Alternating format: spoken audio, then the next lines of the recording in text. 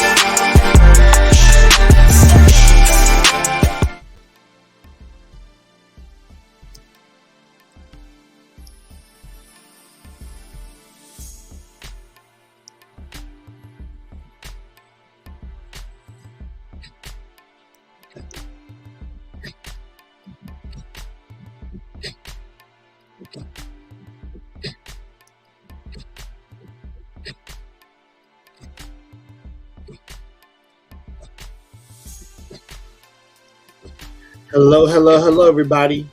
This is your man, Jay Takashi.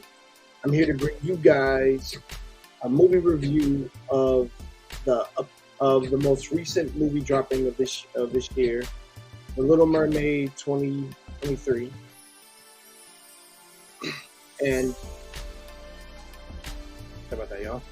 And I'm here to give my thoughts and pretty much my review on the entire movie that I watched. And first off, I want to say there's gonna be like 1, 2, 3, 4, 5, 6 things we're gonna get through, and then after that we're gonna call it a night, and then I'll tell you my score pretty much. But first of all, guys, for those of you who don't know, The Little Mermaid basically first aired. The animated film actually aired in 1989. I'm pretty sure that was during the Disney Renaissance movies at the time. If I'm not mistaken. I think it's a part of Disney Renaissance. There we go. Now, with that being said, guys, like I said, I'm gonna touch the story for last, particularly. Because we're gonna get into, I want to get into the actors who played the characters. Then we're gonna get into CGI, songs, the not so good things, changes that are not in the original, and final thoughts. And then I say final thoughts, but changes that are in the original are gonna pretty much play into the story. But give me 1 second, guys, before we get to this. Okay. There we go. Okay, now. Guys, let's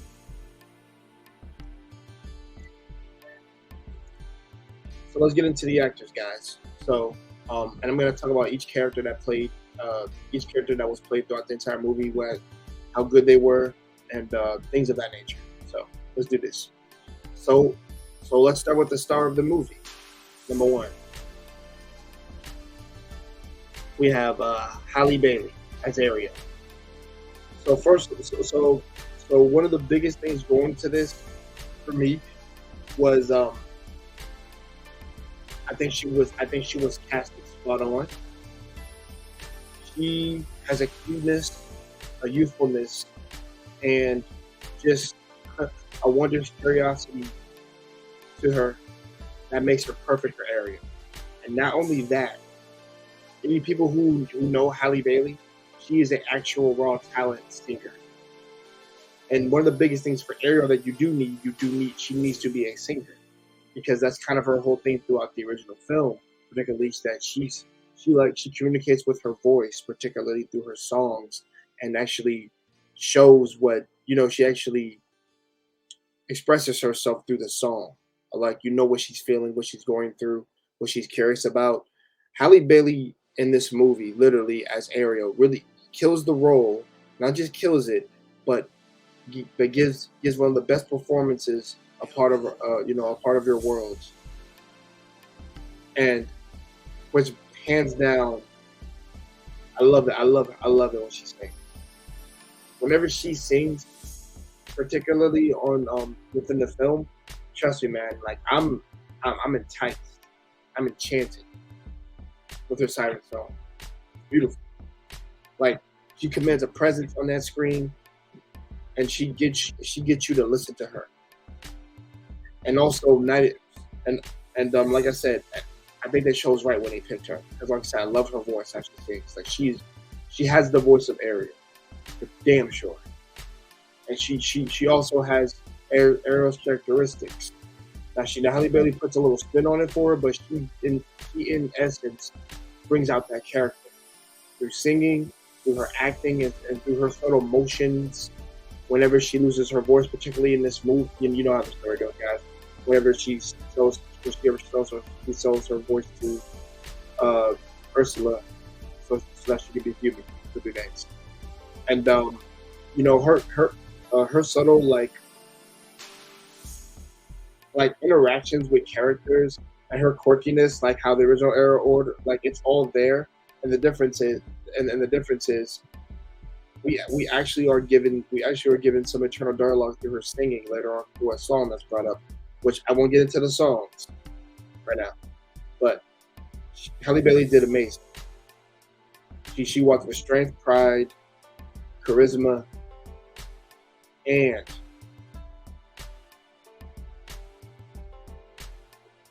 strength. I'll say strength again. That girl, she has a big heart. I'm not even gonna lie. And like I said, I really enjoyed her performance as Ariel. I think she killed it. That's my third time I've said that. Now, guys, on to the next one, guys. So we have Jonah. Jonah Perking as Prince Eric, and I want to say this. He has the face of Prince Eric. He's a pretty boy, but he's not just a pretty boy. So most of Eric's character is actually more fleshed out in this, particularly more than it was in the original, because he's kind of just there and a prince. Simple enough with a lot of cases with some of the original films that we had. None of them really had a character to themselves, prince-wise. They're kind of just there, but here, Eric has dialogue. Eric has dreams. Eric has wonders to him. Like he's actually like he loves setting sail. He loves getting involved with regular people, and within the film, like I said, with the film, he was the one I was most surprised about because given what they gave him, and also given actually involved the song later on with him. He has his own song in this actual film as well, which is necessary for his character as well. But it seems like they gave him a little bit more to do in this film as they did in the original. And also further exploring him. Like I said, what his goals and dreams. What do you want? What do you want to do particularly? And also he felt like he was outcast in some regards.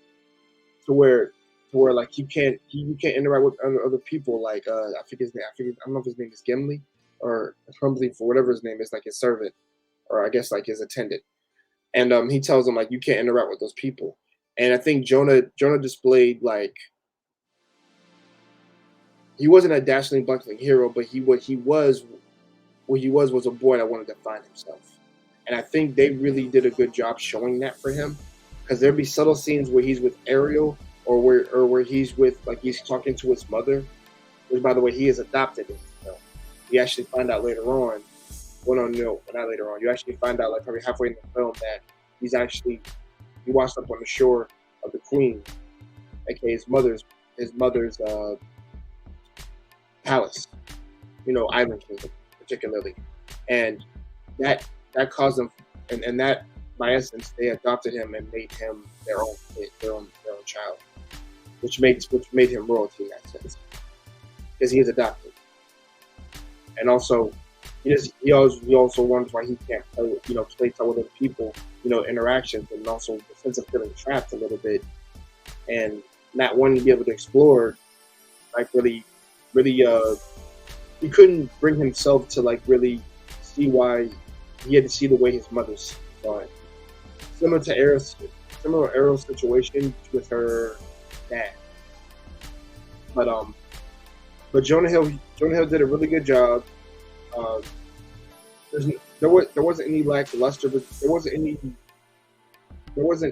non chemistry between him and HalleBailey, aka Ariel. I think they had really good chemistry on the film, and I do, and a lot of their interaction, of course, is through the new girl and the dude actually trying to understand her, and he's actually picking up on things that she's saying.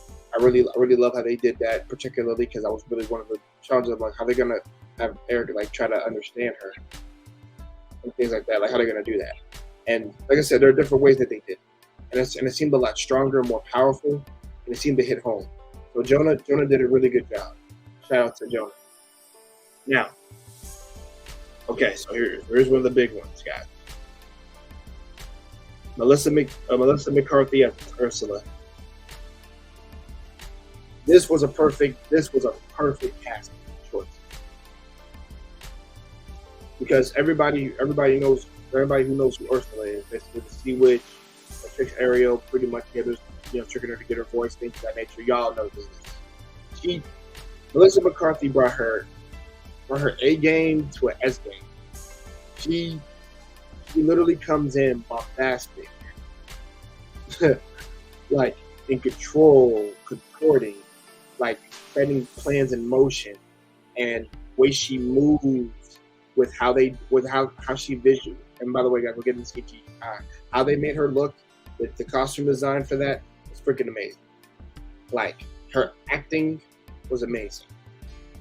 I bought her as Ursula. I bought her as actual threat. I bought her as like, yo, like I want like I'm here to cause mischief and chaos. And I will do whatever means, even using red, aka Ariel, as a means to get what I want. But look, and the way that character is actually played in the original film, it's like trust me, she's charismatic. She's egocentric. She has airs on her. She walks on airs. In this case, Tentacle walks on. Well, my bad. Tentacle crawls on airs. In this case, on water. But she did a really good job. I was really surprised by how good she was. I'm like, especially when she sings on Four Unfortunate Souls. Really, really good. Like I said, we'll get into the songs, guys. I promise. We're almost there. So, Melissa McCarthy, great job. Loved her, especially near the end. What they did with the final sequence. But yeah, she gets an A, maybe an A-twin. That's most likely. So, okay, guys, I want to talk about the King of the Seven Seas. So we have Javier Bardem as King Triton, and for those you don't know, Javier Bardem, he was in the Pirates of the Caribbean. What was that 5? Pretty sure that was 5. It was 5, right? 3, 4, 5. He was in the last one with Jack Sparrow. Only reason why I knew his face, I'm like, yo, isn't that the guy from Pirates of the Caribbean? That last one with Jack Sparrow, I'm like, yep, that's him. So I kind of knew automatically who that was. I was like, oh, they got him. And Javier Bardem as King Triton, I think, okay, I'll say this.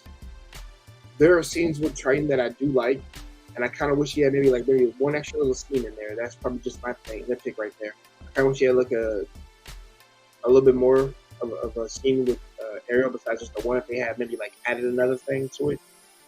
That's just another pick of me. But I think Javier as Triton, he has such a commanding voice, like empowering voice to like really like set the tone and presence that like he runs the series.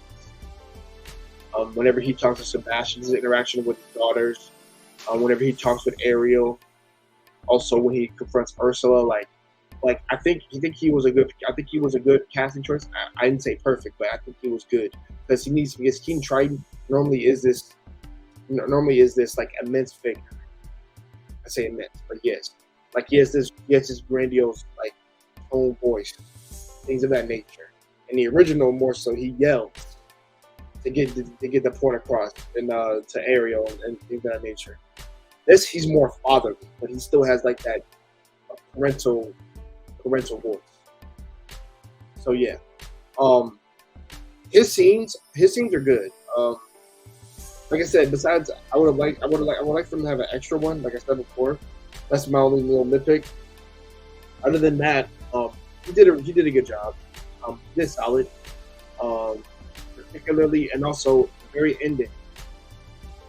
I really bought into his performance when he said about Ariel. That was a really good. That was one of my most favorite scenes by Triton. Now, so shout out to Javier Bardem. Okay, so guys, we're getting into the support cast. Daveed Diggs as Sebastian. All right, and this is also part of CG, but I'm gonna get to CG very soon, guys.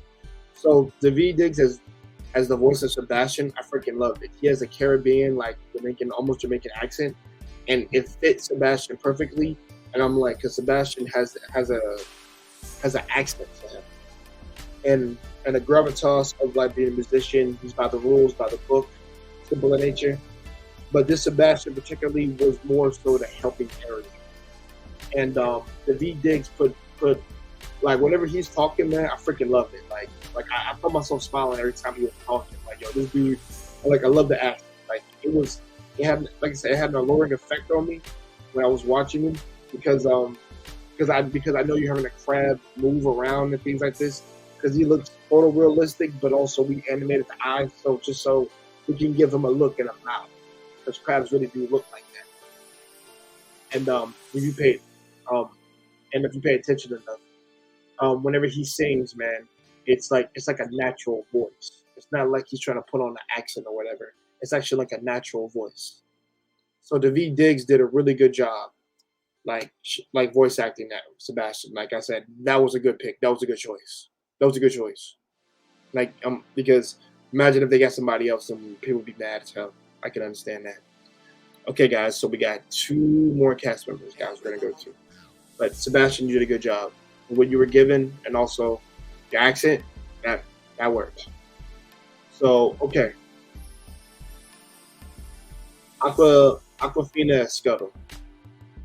If you don't know who Awkwafina is, guys, she was in Shang-Chi.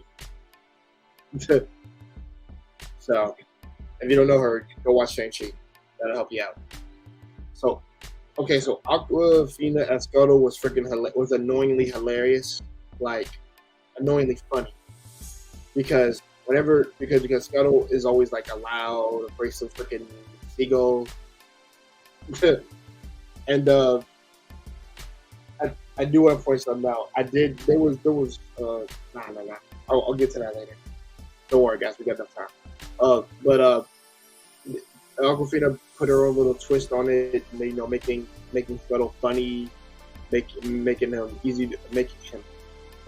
to approach, things of that nature, and also just so freaking annoyingly funny to the point where it's just like any interactions that Scuttle has with the other characters like Flounder or Ariel or Sebastian, it's just freaking. It's a joy. It's a treat to see that, and also how Scuttle looked like. It looked like an actual bird, like actual seagull, a seagull bird, literally.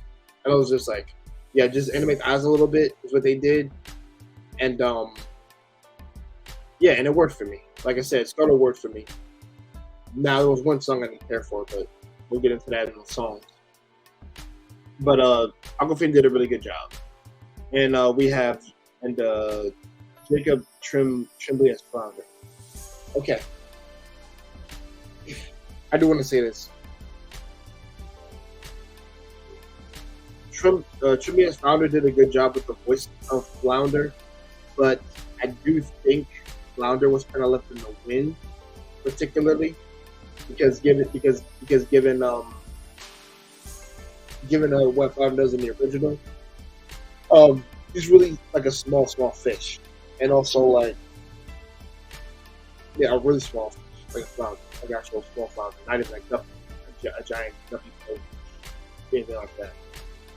He got like a little fat on. But but the voice of Flounder was fine. I didn't have any issues with him. I think he was solid. I think he probably was the last. I think he was a lackluster part of this movie, personally for me. Other than that, I- other than that, I think it's just the right decision on that part. But Jacob Tremblay did a fine job. He did a fine job, given what he was given. And that's it for the actors, guys. So now the most important part, CGI. So this film had to rely heavily on CGI because you're dealing with underwater mythical creatures, basically mermaids, freaking a half octopus, a half woman, half octopus, things of that nature, like monster hallucinating things. And I'll go over each one. So how the merfolk they all look amazing. Like the designing, the coloring, for like what they wear. You know, like because like I said, because it seems like Ariel has more like instead of like she's not wearing like a shell bikini top particularly. She's wearing like her it's like her whole top is covered in it's more like scales. And the coloring for the CGI of her tail looked like a rainbow almost. Like it's like green with purple, and you have a little like maybe like a little pink in there, probably particularly, with of course with the white and the fins and stuff. But they do a really good job.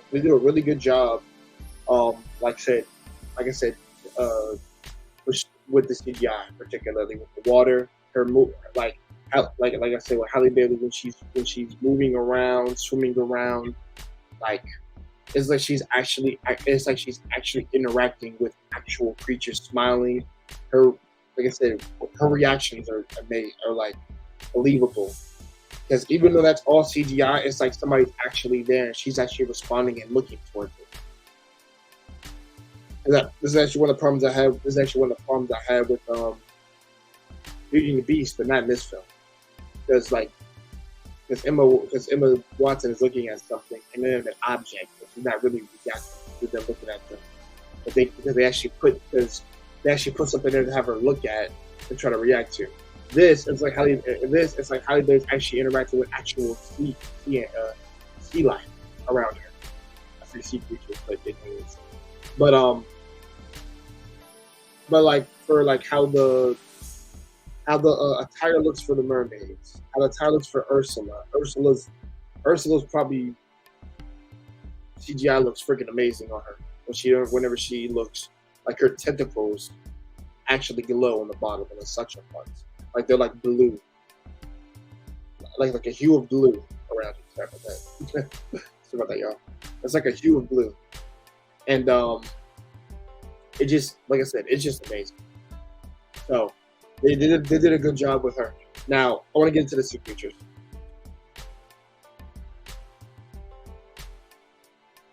So Sebastian, it's really Sebastian and Flounder. I think Flounder. I'm going to go to bad first. Flounder's could look a lot better. I didn't really feel his design as much. It was just like a regular like I guess like small fish particularly. It could have been throwing some muscle. Like I said earlier when I was talking about the voice actor for Jacob Tremblay as Flounder. Because like I said, because his design just kind of disappears to me. Where it's like I don't think it has so much effort in detail, particularly. I think it could have been done better, particularly, and that goes a long way for me saying that I don't know, maybe not enough heart on that part for that particular character. Now Sebastian had to be done differently because, like I said, he looks like an actual crab, like an actual real crab. The difference is they animated his eyes so that he can look somewhat cute and not freakish, and his mouth moves. Things of that nature whenever he's talking, singing, interacting with Ariel, things of that nature. Be like, yo, what's up, mama? but they look fine. They look fine overall. like I said, Founder's like the weakest link. Scuttle looks completely fine. And what else we have?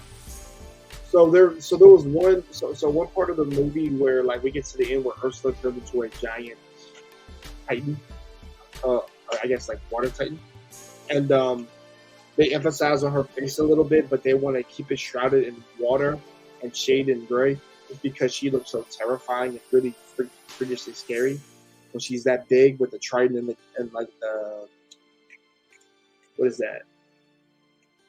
Not tiara.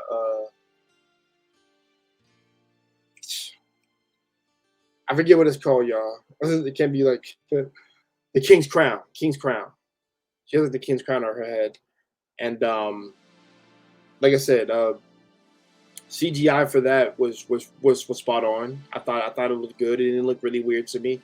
Um, I was like I said, overall, I think it fit the film, and this film couldn't succeed if the CGI did look really if it looked bad.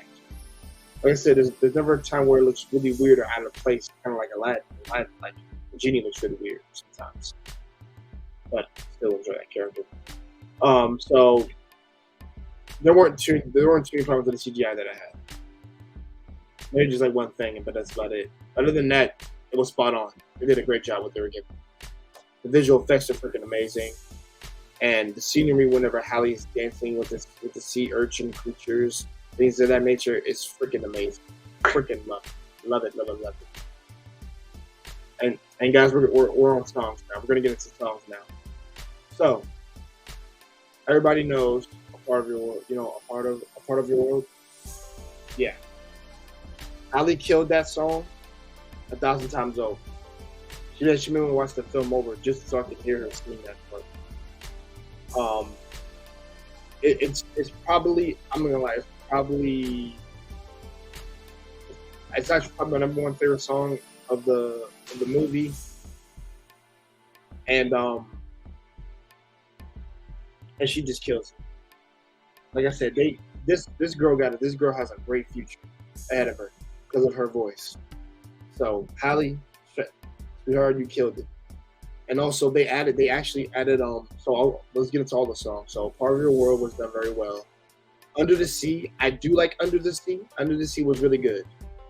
Now how they there's like a lack of a little bit of sea creatures in there in that one. So where like, in the animated and this is some changes in its original animation. They're actual animals playing like actual instruments underneath water. Now I understand because of like the film, particularly because we're dealing with photorealism. They don't want to make that too animated because it'll be kind of a little scary if you saw like if you actually saw like fishes actually playing saxophones, drums, and stuff like that. That was seeming kind of a little too animated, cartoony. But for what they were able to pull off in this particular song, I didn't mind it, and I did like it. Like I said, I like from that. I actually like both versions of the song. I like this version and I like the animated version, particularly because for this movie, I think if you just made it by itself, it stands alone by itself. So Under the Sea was good. Then, like I said, I'll discuss the 3 new songs afterwards that they put in there. What else we have? So we have Ursula's number score, which is For Unfortunate Souls. That was done very well. The way they focus on, like I said, it's the same thing with the CGI. In combination with her singing, her moving around as an octopus woman, like just like her raising the bar for the voice. Besides just HalleBailey, she set the bar tone of that too. She was very cathartic in her singing, and also the number actually hits around. There's never a time where it feels like it's offbeat, and it just hit. And yeah, that acting, she acted the hell out of that damn song. Damn good, damn. Melissa McCarthy, yo, I've been looking out for you some of these movies though. But yeah, that song was done very well. So that might be like probably my second favorite song. Under the Sea is 3, and this Ursula sort of Portal Children Souls probably like 2. And now we have some with this rendition of Little Mermaid, we have 3 extra songs that were put in. So when Ariel first, when she's like I said, so when Ariel comes on the land, she has legs and things of nature. There's actually a song that she uses, when because she can't speak anymore. She's we're giving context to her thoughts of what she thinks of what she's thinking on land through the first song of her singing through her mind, and it's because if we go by the original, we don't know what she's thinking at all, or we don't have any internal dialogue at all to go through, but we have it, but it's more so it's outspoken through singing through this new song for the first time, for the first time. She's saying, gravity's pulling me down, things of that nature, never walked before, never had legs before, things of that, like, they're getting all that. And then when Prince Aries comes in, that's when the music comes in, because it's in her head. And by the way, they did a good job with the camera work on that, because there was a time where it felt like, because as he walked in, he was like a silhouette black shadow figure, with like some dim of light in there, and then she turns around, sees him, and then the music cuts off from her internal dialogue in her mind, because that's what she's saying. Which, by the way, that was a smart choice to do that. So that's actually the first new song that I actually like from her. Like anything Halle sings, I love what she sings, but that was a nice tradition for her. Like I said, shout out to Halle once again. Eric actually has a song in here that I don't really care for, but it's called Uncharted Waters, and it's basically him singing about that he wants to, sell places, sell different places, and go to, like I said, and just really navigate the ship basically, because he feels like this ship can take him away from the place he's been at, the place he probably he's been trapped all his life. So it's good for his song in terms of character development, but it's not. I'll say this, but it's not something I really care about. Like I said, it's not bad or horrible. I just didn't care for it, but it's not the weakest song. I'm about to get into it right now. So like I said, so it's an okay song, but I didn't care for it.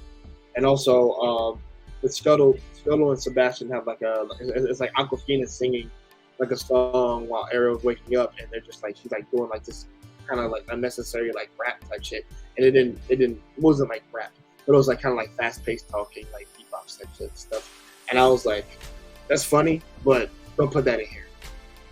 Like I said, that's the only thing I felt unnecessary. Other than that, because with the tone of the movie, no, can't do that. So, no, I was not feeling that. That might be like the only bad thing that I have to say about movies. That song, really, why is that there? Other than that, at least with those 2 songs being the weakest, everything else is pretty much spot on that I liked. But like I said, they had a lot of work to put into these songs, and of course, they want to go as faithful. They want to be as faithful to them as possible. Now, I do notice that they did change some words within it. I will go back and listen to it again, particularly when I get the chance. But I was not mad by that. Like I said, everything fit. The tone wasn't, like I said, the beats were never off tone. And Under the Sea, when HalleBailey sings it like in the background chorus, nice. Part of the World, fire. Unfortunate Souls, fire. Simple enough. And for the first time, I love that song. That's actually something I might actually go download. Actually. Okay, guys, we got 2 more things to get through, and then we're gonna be done. I talked about the not so good thing. Let's get into that.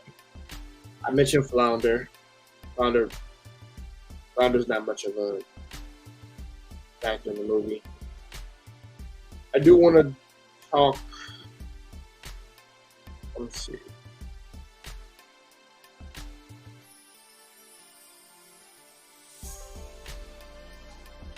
I'm actually thinking if there's anything negative I can think of that I might not care for.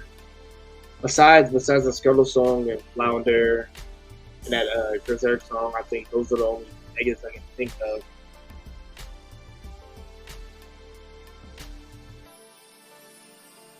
Oh, I guess we'll skip that one. Okay, guys. Changes that are not in the original. Okay, guys. So basically, like I said, in the original, the runtime was I think an hour and 22 minutes. In this movie, that the runtime is 2 hours and 15 minutes, if I'm not mistaken. And and that's because they wanted to let the characters grow their connection, and get that connection towards one another. Like Ariel and Eric's characters, give them gravitas, give them purpose, presence, and give them time to have chemistry with one another, and make it more apparent to why they fall in love with each other than just the original, where we just kind of rush them because rush them, no character. But mainly Ariel, yes, really. But there was never a time when the pacing, like I said, I think the pacing was ever slow. Nothing was ever really. It didn't really feel long. I think they were going. I think, like I said, they had more time to flesh out the story, flesh out the characters, flesh out the tone, and they knew what they were going for. So pacing was never an issue. Pretty solid. Also, back to changes. The changes that are in the original. So in the end, this is a spoiler. So there is no wedding scene, particularly. What particularly happens at the very end.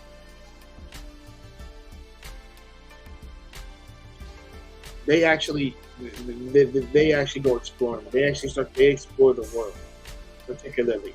Instead of there being a big wedding in the original, where King Triton comes up, hugs his daughter, things of that nature. There are aspects of that in the end, and it is different. So basically, here's what happens. Like I said, they decided to travel the world more likely through waters, through the voyage, and before she goes, the iconic scene where Triton comes up and hugs his daughter. You actually have a scene where all the merfolk, particularly, like I said, it's very near the very end. Merfolk show up and says, your family will always be here for you, always be for you, or I will always be here for you, things of that nature. He hugs her, she cries, says, I love you, father, instead of I love you, daddy, which I don't think that was much of a problem at all. It really she loves her father, and that she loves her people, and she'll miss her sisters to an extent, but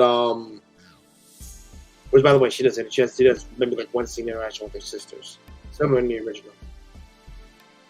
But how it's done is that King Triton just pushes them off on the boat, and then the movie ends. But there is no white wedding yet. But they are engaged to be married. So that's really the only difference in the original. Give me a second. Also, Ursula's goons, the two electric eels, particularly, I don't know if I remember the names or anything. They actually don't have voices. In the original, they actually did have voices, because those are the goons. But here they're just kind of like actual things that don't speak. They're still her pets and goons, but they don't speak. In original they did, but here they don't. I don't think that was a problem. I personally give a damn about that either way. It's kind of like putting in more work for the characters. What else? Changes to the original.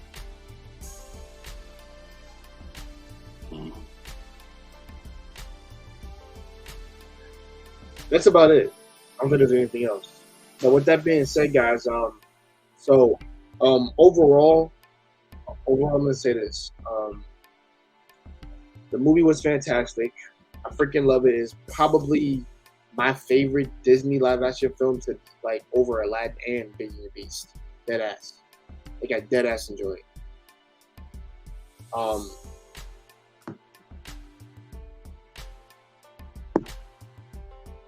I'm gonna give so like I said, so let's go to our final ratings, guys.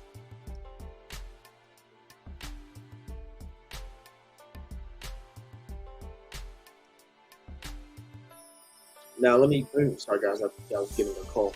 So with me saying this, like I said, the film is fantastic, visuals are amazing, the CGI is good. The characters hit. Freaking, like I said, they hit. Like I said, they do a really good job. Casting is amazing. And there's not too many negatives at this movie besides just what I just said earlier. Like I said, the things I didn't care about this movie. But there are more positive, but the positives outweigh the negatives that I had. And this is easily a rewatchable movie for me. So, with that being said, guys, I'm gonna give The Little Mermaid 2023 8.5. I think it's a really good film. I think it's really enjoyable. I had a damn good time. Let's just keep it real, man. And all I can say is HalleBailey. I support her in all her projects that she is casted for, and I wish her a happy up and happy up and coming rising star. In this case, actress. Succeed, sweetheart. I love seeing this business succeed. Like I did with like I said, I felt the same with Zendaya in the Spider-Man films, and I never seen Euphoria, but she's been, her rise to stardom is like pretty much started there. That she's a star. And Halle's like this is gonna catapult her career, but she did a really great job, and a lot of young girls, and yeah, like I said, a lot of young girls have. I've been watching videos of that, how they've talked to Halle, that they love her performance, things of that nature. I loved her performance as the Little Mermaid. She did a really great job,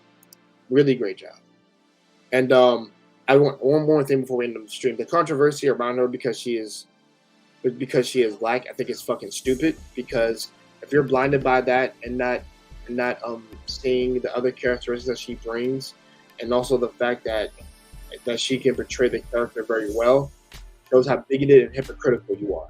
If you grew up on the original, just watch the fucking original. And I mean that. If you grew up, just stay to that shit. I'm gonna say that right there. Stay there. Don't unnecessarily bash somebody because it's not what you grew up with. Because there's different medias, there's different forms of different entertainment that people consume and like. What you're doing is no different than the people who send death threats to mangakas or people because either they played your character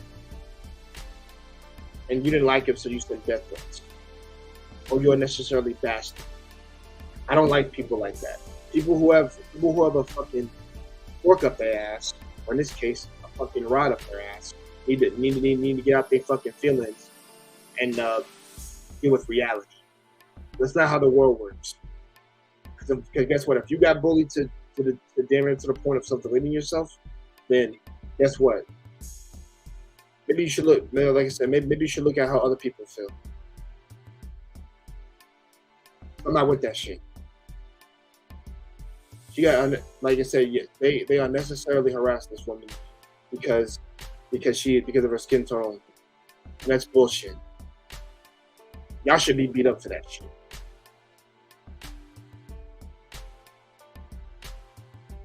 But other than that, that's my little rant. Because I thought that controversy around it was fucking stupid and retarded. And anybody who thinks differently, come at me, bro. But make sure you have an arsenal behind you. Make sure you have some fucking ammo for your arsenal. Don't just say that shit and think I'm just gonna fly. That's not gonna happen. But other than that, guys, that's my little rant, guys, because that really irritates the shit out of me. So, with that being said, guys, this has been my review thoughts of the Little Mermaid 2023 review. HalleBailey is Ariel. Enough said. With that being said, peace out. Drink some water, drink some tea.